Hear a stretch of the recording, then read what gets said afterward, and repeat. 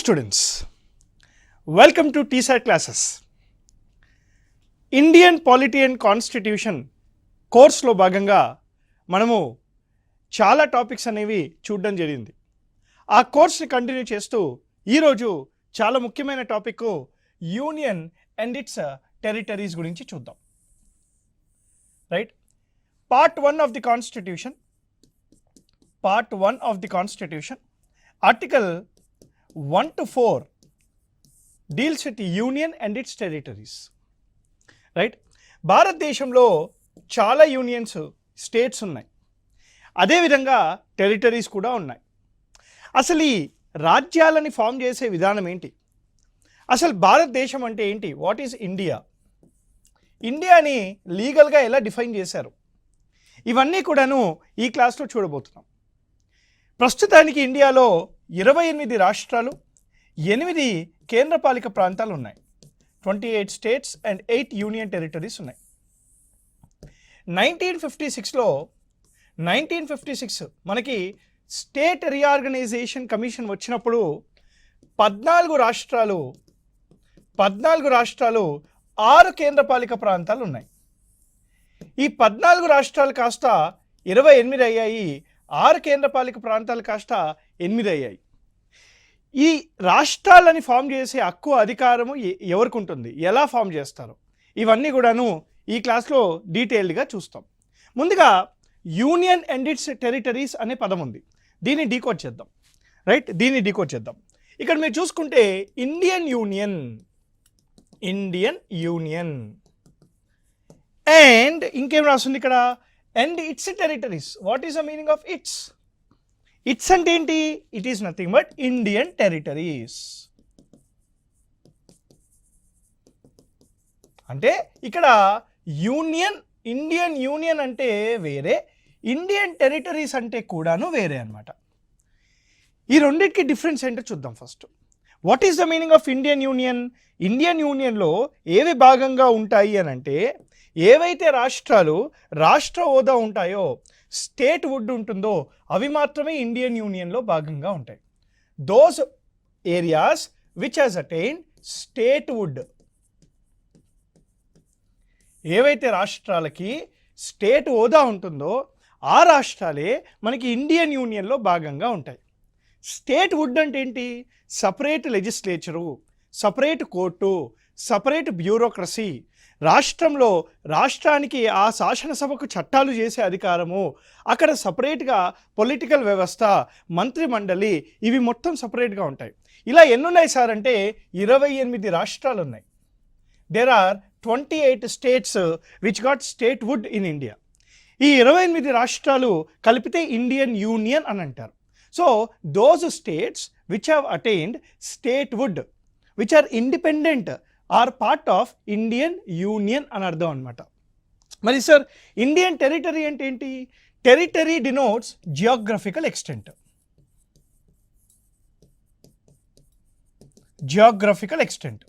అంటే పరిధి. అంటే భారతదేశంలో ఏ జాగ్రఫికల్ ఎక్స్టెంట్ వరకు ఏమేమి ఉన్నాయి అనేది ఇండియన్ టెరిటరీలో భాగంగా ఉంటాయి.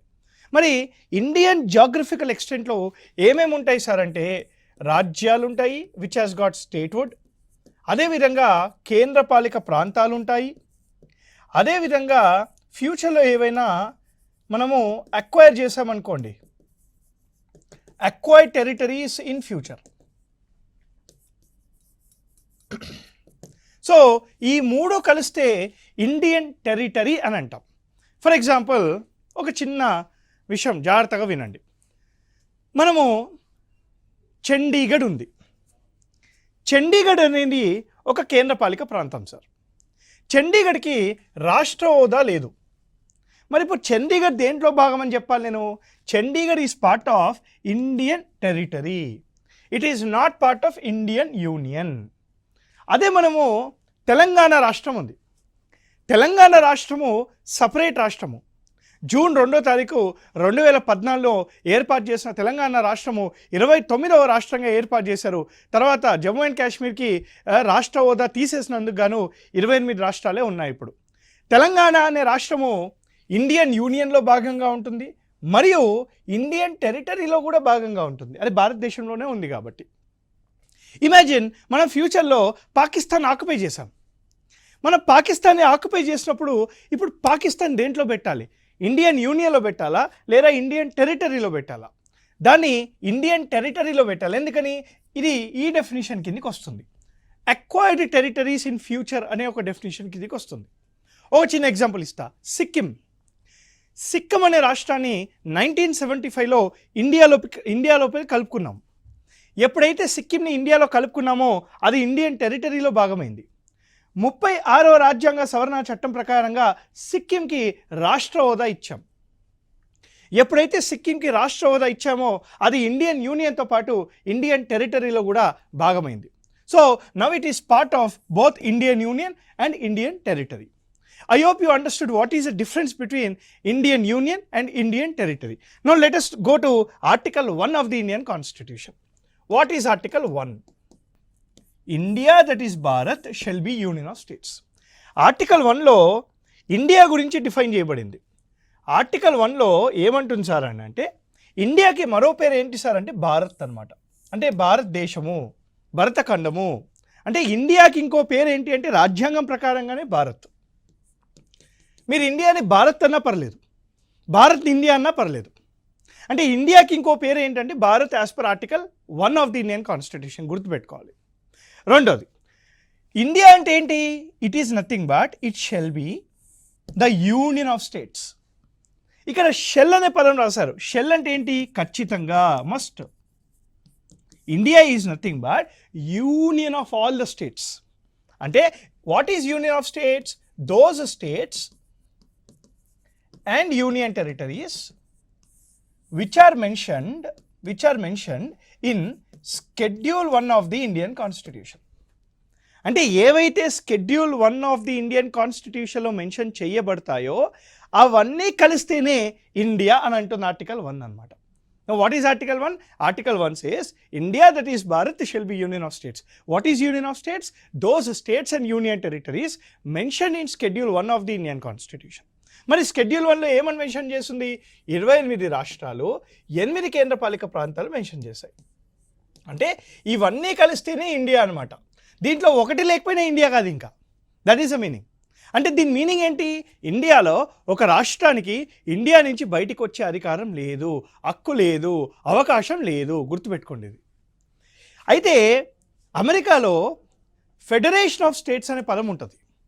ఇండియాలో యూనియన్ ఆఫ్ స్టేట్స్ అని ఉంటుంది. ఇక్కడ యూనియన్ బదులు డిబేట్ జరిగింది. ఫెడరేషన్ ఆఫ్ స్టేట్స్ అనే పదం ఎందుకు రాయలేదు అని చెప్పి. India is a federal country కదా. మరి India is a federal country అన్నప్పుడు ఫెడరేషన్ అనే పదం రాయాలి కదా. ఎందుకు ఫెడరేషన్ రాయకుండా యూనియన్ ఎందుకు రాశారు అనే ఒక ఆలోచనలో పడ్డారు. దీనికి డాక్టర్ బిఆర్ అంబేద్కర్ గారు ఏం జవాబు చెప్పారంటే ఫెడరేషన్ ఆఫ్ స్టేట్స్ రాస్తే చాలా ఫ్యూచర్లో కష్టాలు వస్తాయి. ఎందుకు కష్టాలు వస్తాయంట? What is the meaning of federation? Federation is nothing but రాజ్యాలన్నీ కలిసి ఒక అగ్రిమెంట్ ద్వారా యూనియన్ని ఫామ్ చేస్తాయి. అంటే all states come together by an agreement form the union. మరి ఇండియాలో ఇలానే జరిగిందా? ఇండియాలో రాష్ట్రాలన్నీ ఒకటే కేంద్రాన్ని ఫామ్ చేసిందా? లేదు. ఇండియాలో కేంద్రమే రాష్ట్రాలని ఫామ్ చేస్తుంది. కాబట్టి India is called union of states. అదే అమెరికాలో కాదు. అమెరికాలో ఏమైంది? 50 రాష్ట్రాలు ఒకటిగా చేరి 50 రాష్ట్రాలు ఒక అగ్రిమెంట్ సైన్ చేసుకొని ఒకటిగా వచ్చి వాళ్ళు యునైటెడ్ స్టేట్స్ ఆఫ్ అమెరికా అనే ఒక దాన్ని ఫామ్ చేశారు. అంటే ఇది అగ్రిమెంట్ ద్వారా ఫామ్ అయింది కాబట్టి ఈ రాష్ట్రాలలో ఏదైనా ఒక రాష్ట్రము నేను ఒప్పుకోను, నాకు వద్దు అని చెప్పి బయటికి రావచ్చు. అంతేగా, నేను అగ్రిమెంట్లోకి వెళ్ళా, నాకు అగ్రిమెంట్ నచ్చలేదు, నేను బయటకు వచ్చేస్తా. ఒక రాష్ట్రము ఇండియా నుంచి బయటికి రాలేదు. ఎందుకు అనంటే భరతఖండము, భారతదేశం ఒకటే కాబట్టి, అన్ని రాష్ట్రాలు ఒకటే కాబట్టి. ఎందుకు అనంటే కేంద్రమే రాష్ట్రాలని ఫామ్ చేస్తుంది కాబట్టి. ఇండియాలో కేంద్రమే రాష్ట్రాలని ఫామ్ చేస్తుంది కాబట్టి you cannot call it as federation of states, but you call it as union of states. So this is your Article 1 of the Indian Constitution. Let me repeat this. What is Article 1 of the Indian Constitution? ఏమంటుంది? India, that is Bharat, shall be union of states. What is union of states? Union of states are nothing but those states and those union territories which are mentioned in Schedule 1 of the Indian Constitution. How many states are there? 28 states. How many union territories are there? 8 union territories. మనకి రాజ్యాంగం అమల్లోకి వచ్చినప్పుడు part 7 of the constitution areas అన్నీ కూడాను మనకి 4 పార్ట్స్గా divide అయ్యాయి. Part A, part B, part C, part టీగా డివైడ్ అయింది. 1953లో రైట్ రాష్ట్రాల యొక్క విభజన ఎలా ఉండాలి అని చెప్పి కేంద్ర ప్రభుత్వము ఫజల్ అలీ కమిషన్ పెట్టారు. ఫజల్ అలీ కమిషన్ పెట్టారు. ఈ ఫజల్ అలీ కమిషన్నే స్టేట్ రీఆర్గనైజేషన్ కమిషన్ అని కూడా అంటారు. ఈ ఫజల్ అలీ కమిషను వాళ్ళ యొక్క రికమెండేషన్స్ 1955లో ఇచ్చింది. 1955లో ఫజల్ అలీ కమిషన్ ఏం చెప్పిందంటే లింగ్విస్టిక్ బేసిస్ మీద రాష్ట్రాల యొక్క విభజన చెయ్యాలి అని చెప్పింది. వీళ్ళ యొక్క రికమెండేషన్స్ని స్వీకరించిన కేంద్ర ప్రభుత్వము 1956లో స్టేట్ రీఆర్గనైజేషన్ చట్టాన్ని పాస్ చేసి రైట్ 14 రాష్ట్రాలు మరియు 6 కేంద్ర పాలిక ప్రాంతాలని ఫామ్ చేయడం జరిగింది. ఈ స్టేట్ రీఆర్గనైజేషన్ యాక్ట్ ద్వారా వచ్చిన ఫస్ట్ స్టేట్ ఏది సార్ అంటే 1 నవంబర్ రోజు Andhra Pradesh is the first state to be formed on the basis of state reorganization commission by clubbing both Telangana and Andhra state. Andhra స్టేటు మరియు తెలంగాణ స్టేట్ ఏదైతే ఉంటుందో ఫిబ్రవరి 20 తారీఖు 1956 రోజున ఢిల్లీలో జెంటిల్మెన్స్ అగ్రిమెంట్ సైన్ చేశారు. ఈ జెంటిల్మెన్స్ అగ్రిమెంట్ని 14 పాయింట్ అజెండా అని కూడా అంటారు. ఈ జెంటిల్మెన్స్ అగ్రిమెంట్ ఏదైతే ఫామ్ అయిందో ఈ 14 పాయింట్ అజెండా ఏదైతే ఉందో సో దీని ద్వారా మనకి ఈ ఆంధ్ర స్టేట్ని మరియు తెలంగాణని కలిపి 1 నవంబర్ రోజున రైట్ హైదరాబాద్ క్యాపిటల్గా ఆంధ్రప్రదేశ్ అనేది on the recommendations of Fazal Ali commission first స్టేట్గా form అయింది. అదే సంవత్సరం 1956లో 7వ రాజ్యాంగ సవరణ చట్టం చేసి ఏదైతే 7th part of the constitution ఉందో దీన్ని రాజ్యాంగం నుంచి తీసేయడం జరిగింది. అంటే దీన్ని డిలీట్ చేసేసారనమాట. So 7th part of the constitution was deleted from the what sir మన కాన్స్టిట్యూషన్ 7వ రాజ్యాంగ సవరణ చట్టం ద్వారా. సో 1956 టైంలో ఇలా జరిగింది. మరి సార్ తెలంగాణ విషయం ఏంటి రైట్ ఆంధ్రప్రదేశ్ రీఆర్గనైజేషన్ యాక్ట్ 2014 ద్వారా ఆంధ్రప్రదేశ్ రీఆర్గనైజేషన్ యాక్ట్ 2014 ప్రకారంగా జూన్ 2 2014 రోజున రైట్ 29వ రాజ్యంగా తెలంగాణ అనే రాజ్యాన్ని ఏర్పాటు చేసింది ప్రభుత్వం. ఎన్నో కష్టాల తర్వాత ఇది అయిపోయాక అక్టోబర్ 31, 2019 రోజున Jammu and Kashmir reorganisation act pass చేసి జమ్మూ అండ్ కాశ్మీర్ని 2 కేంద్రపాలిక ప్రాంతాలుగా డివైడ్ చేశారు. అదే జమ్మూ అండ్ కాశ్మీర్ మరియు లదాఖ్ అంటే ఈ 29 కాస్త -1 అయ్యి ఇప్పుడు టోటల్గా 28 రాష్ట్రాలు ఉన్నాయన్నమాట. 28 రాష్ట్రాలు ఉన్నాయి. అయితే 2019 నాటికి మొత్తం ఇండియాలో 7 కేంద్రపాలిక ప్రాంతాలు ఉండేవి. ఈ 7 కేంద్రపాలిక ప్రాంతాలు కాస్త జమ్మూ అండ్ కాశ్మీర్ మరియు లదాఖ్ని యాడ్ చేయడం వల్ల 9 కేంద్రపాలిక ప్రాంతాలు అయ్యాయి. రైట్ 7 కేంద్రపాలిక ప్రాంతాలు కాస్త 9 కేంద్రపాలిక ప్రాంతాలు అయ్యాయి. ఈ 2020లో ఈ 9 కేంద్రపాలిక ప్రాంతాలలో మనకి డామన్ అండ్ డియూ, దాదర్ నగర్ హవేలీ ఈ 2 కేంద్రపాలిక ప్రాంతాలని మర్జ్ చేశారు. ఈ 2 కేంద్రపాలిక ప్రాంతాలను మర్జ్ చేసి ప్రస్తుతానికి 8 కేంద్రపాలిక ప్రాంతాలుగా ఉన్నాయన్నమాట.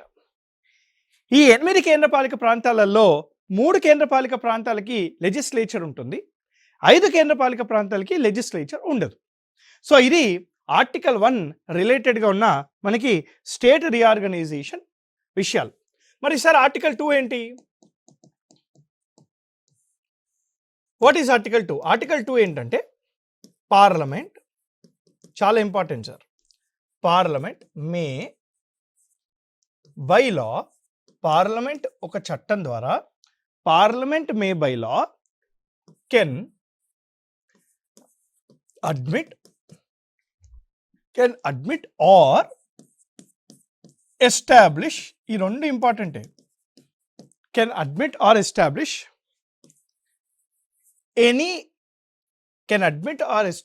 any area which is not part of Indian Union before, which is not part of Indian Union before. Sir, ఇది కొంచెం ఇంపార్టెంట్, జాగ్రత్తగా వినండి. ఓకే, చలో. ఆర్టికల్ 2 ఏమంటుంది? ఏవైనా ప్రాంతాలు ఆల్రెడీ ఇండియన్ యూనియన్లో భాగం కాదు, which are not part of Indian union before, can be admitted or established by the parliament by a law. ఒక పార్లమెంట్ చట్టం ద్వారా ఇండియన్ యూనియన్లో భాగంగా లేని ప్రాంతాలను ఇండియన్ యూనియన్లో భాగంగా చేయొచ్చంట. అసలు ఇండియన్ యూనియన్ అంటే ఏంటి? ఇందాక చూసాం. అసలు ఇండియన్ యూనియన్ అంటే ఏంటి? ఇదిగోండి, ఇండియన్ యూనియన్ అంటే ఈ 28 రాష్ట్రాలే. మళ్ళీ ఆర్టికల్ 2 ఏమంటుంది? ఇండియన్ యూనియన్లో భాగంగా లేని ప్రాంతాలు అంటుంది. మరి ఇక్కడ ఇండియన్ యూనియన్లో భాగంగా లేని ప్రాంతాలు ఏమేమి ఉన్నాయి? ఇండియన్ యూనియన్లో భాగంగా లేని ప్రాంతాలు, 1 కేంద్రపాలిక ప్రాంతాలు ఉన్నాయి, 2 acquired territories in the future ఉన్నాయి. అంటే ఈ యూనియన్ టెరిటరీస్ని కానీ లేదా వేరే దేశాలను కానీ ఇండియాలోకి తీసుకోవాలి అంటే పార్లమెంటు ఏ ఆర్టికల్ ప్రకారంగా చట్టం చేయాలి సార్? ఆర్టికల్ 2 ప్రకారంగా చట్టం చేయాలి. ఎలాంటి చట్టం చేయాలి అని అంటే ఆర్టికల్ 2 అంటుంది కాన్స్టిట్యూషనల్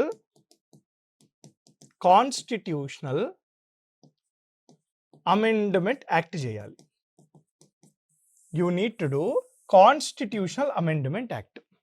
రాజ్యాంగ సవరణ చట్టము ఆర్టికల్ 368 ప్రకారంగా చేయాలి. అంటే ఆర్టికల్ 368 ప్రకారంగా కాన్స్టిట్యూషనల్ అమెండ్మెంట్ యాక్ట్ ద్వారా ఒక చట్టం చేసి, రైట్, ఇండియాలో లేని ప్రాంతాలను, అంటే ఇండియన్ యూనియన్లో భాగంగా లేని ప్రాంతాలను మన ఇండియన్ యూనియన్లో భాగంగా చేయాలి. ఫర్ ఎగ్జాంపుల్, ఇప్పుడు చండీగఢ్ ఉంది. ఇప్పుడు చండీగఢ్ అనేది కేంద్రపాలిక ప్రాంతము. దీనికి స్టేట్ హోదా ఇవ్వాలనుకోండి సార్. దీనికి స్టేట్ హోదా ఇవ్వాలంటే ఏ ఆర్టికల్ ద్వారా చేయొచ్చు? ఆర్టికల్ 2 ద్వారా చేయొచ్చు. అదేం సార్? అంతే కదా, ఇది ఇండియన్ యూనియన్లో భాగంగా లేదు కదా. మరి అంటే చండీగఢ్కి స్టేట్ హోదా ఇవ్వాలి అని అంటే it can be established as a state by the parliament through a law which is your right constitutional amendment act. సరే, పాకిస్తాన్ ఇండియాలో కలుపుకుందాం. ఇప్పుడు పాకిస్తాన్ ఇండియాలో కలుపుకోవాలంటే ఏ ఆర్టికల్ ద్వారా చేయొచ్చు? పాకిస్తాన్ ఇండియాలో కలుపుకోవాలంటే you can admit Pakistan by a law made in the parliament. మనకి సిక్కిం ఉంది, 36వ రాజ్యాంగ సవరణ చట్టం ద్వారా స్టేట్ హోదా ఇచ్చారు, ఆర్టికల్ 2. గోవా మన ఫేవరెట్, 12వ రాజ్యాంగ సవరణ చట్టం ద్వారా 1961లో గోవాని ఇండియాలో కలుపుకున్నాం. పాండిచ్చేరి. సో చాలా రాష్ట్రాలను మనము రైట్ వేరే ఇండియన్ యూనియన్లో భాగంగా లేని అన్నీ కూడాను ఇండియన్ యూనియన్లో భాగంగా చేయొచ్చు అనమాట. ఇది ఆర్టికల్ 2కి సంబంధించిన విషయాలు చాలా ఇంపార్టెంట్ సార్. చలో, ఆర్టికల్ 3 ఏంటి మరి? Parliament by law can alter diminish, alter, diminish, increase, alter, diminish, increase the area, boundary, name of any state which is part of Indian Union before. Parliament ఒక చట్టం ద్వారా ఆల్రెడీ భారతదేశంలో ఉన్న రాష్ట్రాల యొక్క విభజన, పేరు మార్చడం ఏదైనా ఆర్టికల్ 3 ద్వారా చేయొచ్చు అని అంటుంది అనమాట. ఏమంటుంది సార్ ఆర్టికల్ 3? పార్లమెంట్ ఒక చట్టం ద్వారా ఆల్రెడీ ఇండియాలో ఉండే రాష్ట్రాలని వాళ్ళ యొక్క ఏరియా కానీ, బౌండరీ కానీ, పేరును కానీ ఆల్టర్ చేయొచ్చు, డిమినిట్ చేయొచ్చు, పెంచవచ్చు, మార్చవచ్చు అని అంటుంది అనమాట. దీనికి కొన్ని కండిషన్లు ఉన్నాయి.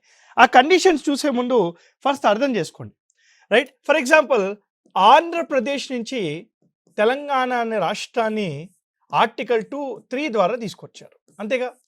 Andhra Pradesh is already part of Indian union. దాంట్లోకించి Telangana form అయింది. ఎగ్జాంపుల్ చెప్తున్నా మీకు, తెలంగాణ. అదే ఎగ్జాంపుల్ ఇంకోటి ఛత్తీస్గఢ్, రైట్? ఛత్తీస్గఢ్, మన జార్ఖండ్, ఉత్తరాఖండ్.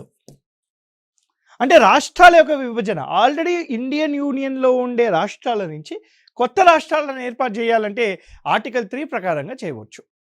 అదే కాదు, ఇంకోటి కూడా రాస్తుంది ఆర్టికల్ 3లో. ఏమనుంది? పేరును కూడా మార్చవచ్చు అంట. You can change the name also. చేయొచ్చా? నేమ్, పేరు చేంజ్ చేయొచ్చా? ఈజీగా చేయొచ్చు. ఫర్ ఎగ్జాంపుల్, బాంబే స్టేట్, దీన్ని మహారాష్ట్రగా మార్చారు.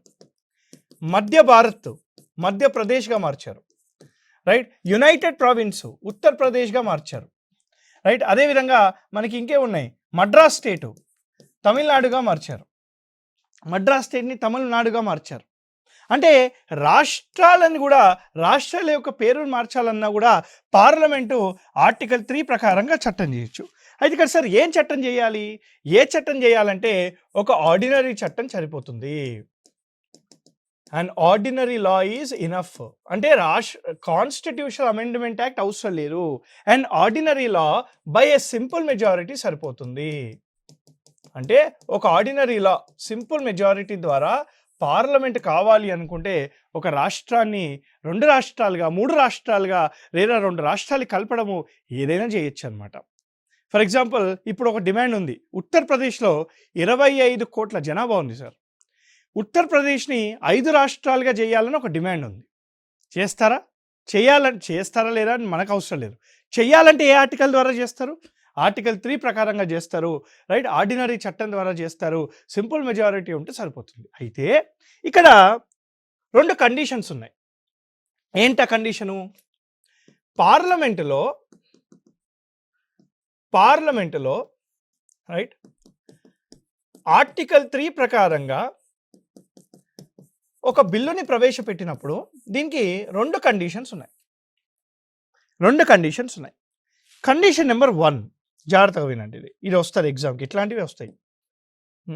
Condition number 1, A bill to be initiated before the parliament according to article 3 should have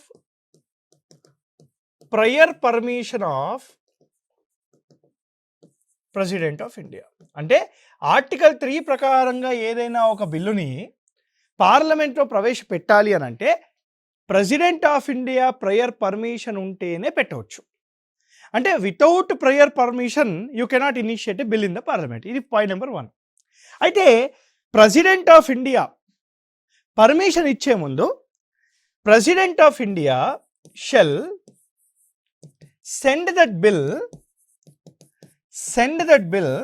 to the concerned state legislature,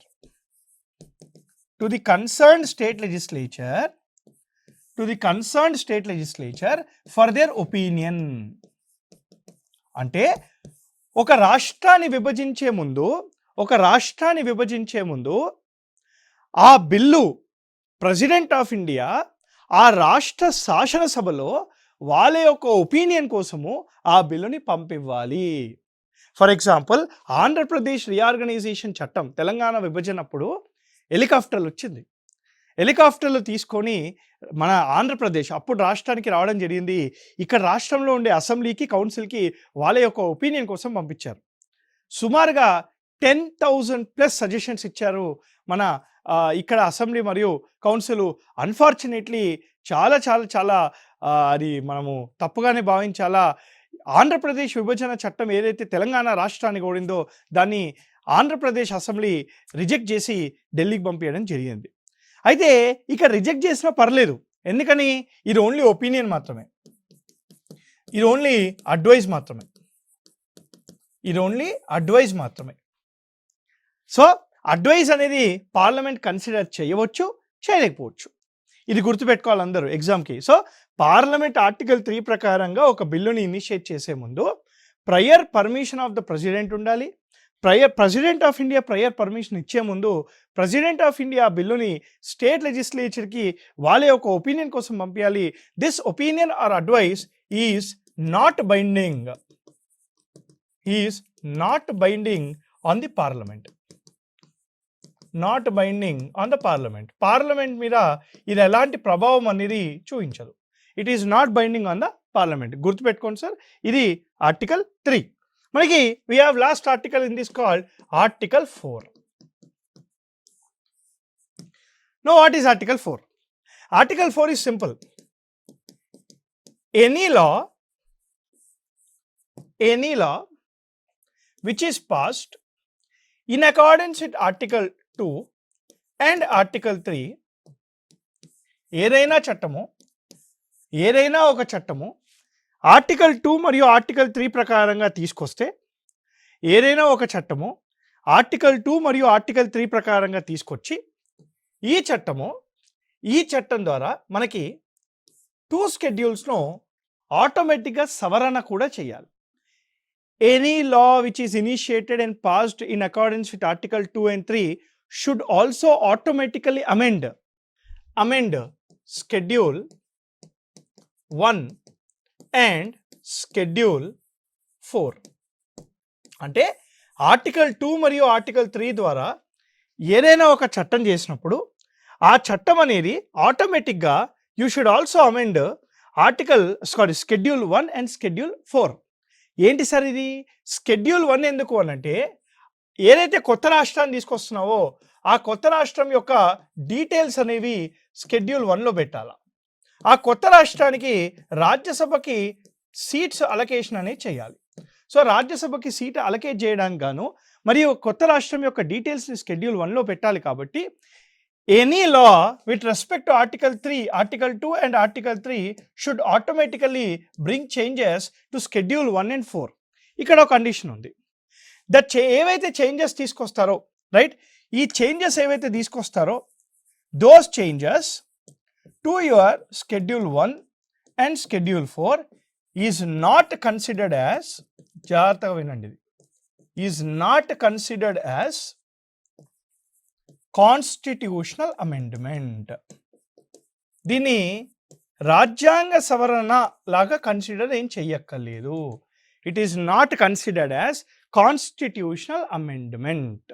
so ఏవైతే schedule 1 మరియు schedule 4లో మనకి ఈ చేంజెస్ తీసుకొస్తారో ఈ చేంజెస్ అనేవి కాన్స్టిట్యూషన్ అమెండ్మెంట్ అనేది కన్సిడర్ చేయకపోయినా పర్లేదు అని చెప్పేసి ఆర్టికల్ 4 చెప్తుంది. Very very important for the exam.